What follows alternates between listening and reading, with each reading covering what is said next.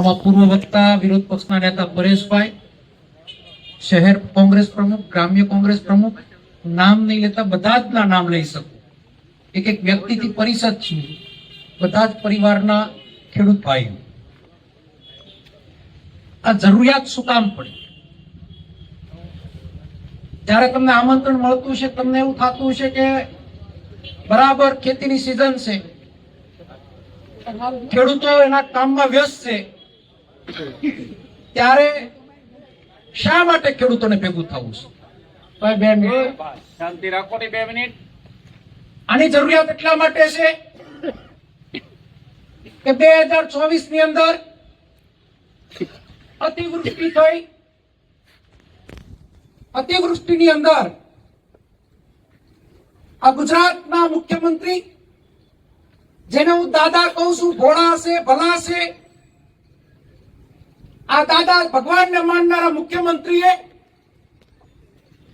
પેકેજની પણ જાહેરાતો કરી, રાઘવજીભાઈ પણ વાત કરી, પણ આ જિલ્લાના અધિકારીઓ, ખેતીવાડીની અંદર જોડાયેલા ગ્રામ સેવકો અતિવૃષ્ટિની અંદર ક્યારેય કોઈ ગામડામાં સર્વે કરવા ન ગયા. અમારી નજર સામે આવ્યું.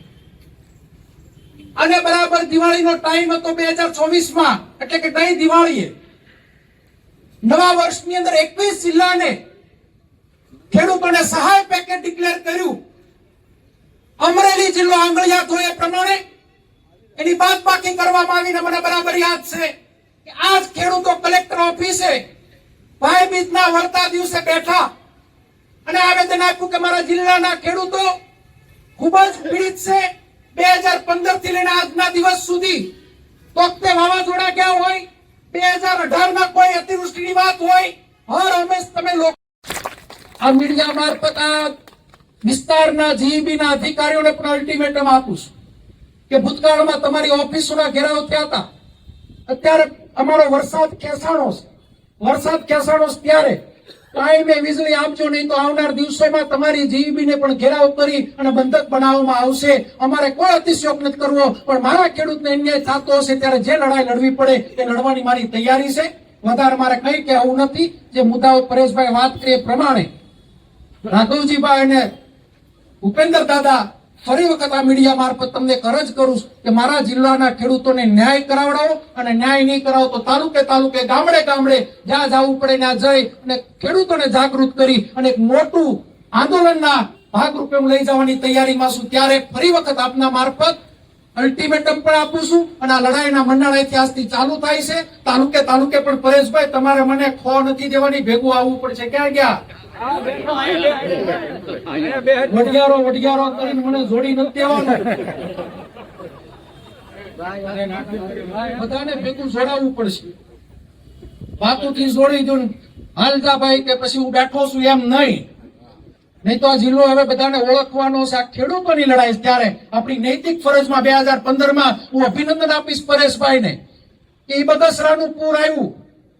બરાબર યાદ છે, 13 દિવસનો અન્નનો દાણો એના પેટમાં નહોતો નાખ્યો અને કેટલાય ખેડૂતોના ખાતામાં 50,000 રૂપિયા, લાખ રૂપિયા આવ્યા હતા. એ સમય તમને યાદ એટલે હોવો જોઈએ કે લડત લડીએ તો આપને ન્યાય મળે. ત્યારે વધારે કોઈ વાત નથી કરવી. અહીંયાથી આપણે આંદોલનના ભાગરૂપે જયારે આવેદન દેવા જાય, સૌ સાથે મળી અને આપણે ખેડૂતોનું આવેદન આપશું અને ત્યારબાદ આપણે છૂટા પડશું. હવે પછીના કાર્યક્રમો જે ડિક્લેર થાય તમારા અંદર, કોંગ્રેસ, ભાજપ, આપ આખરે તો પ્રજાની સેવા કરવા માટે જાહેર જીવનમાં આવ્યા હોય ત્યારે થતા અન્યાય સામે લડવું એ અમારી નૈતિક ફરજ છે.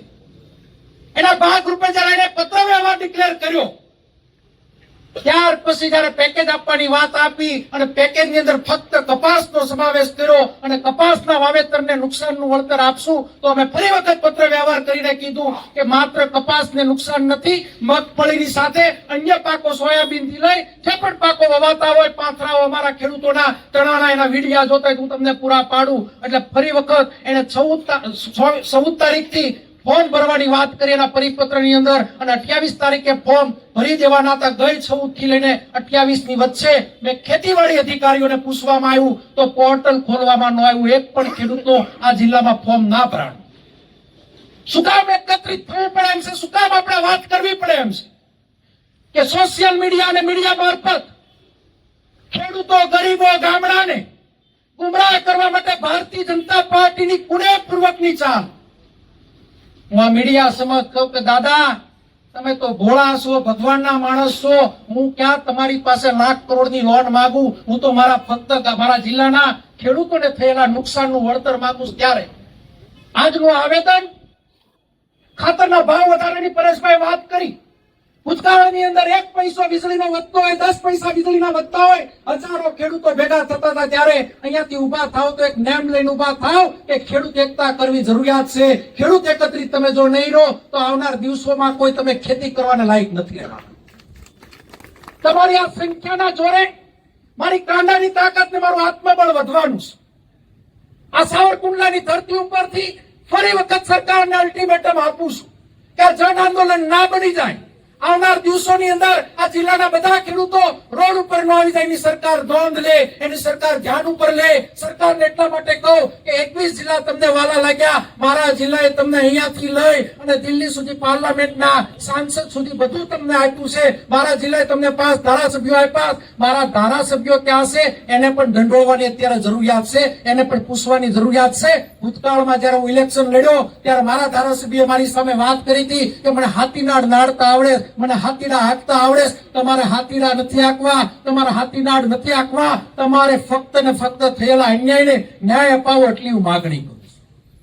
અહીંયાથી આવેદન આપવા જાય ત્યારે એક વિનંતી કરું છું કે લડાઈ ક્યારેય અટકસરી લડો તો રિઝલ્ટ ના મળે. આવેદનના છેલ્લા મામલતદાર ઓફિસ સુધી પહોંચી એક પણ માણસ ઘરે નહીં જાય ખેડૂતને ઘરે અવતાર લીધો હોય. વરસાદ આવે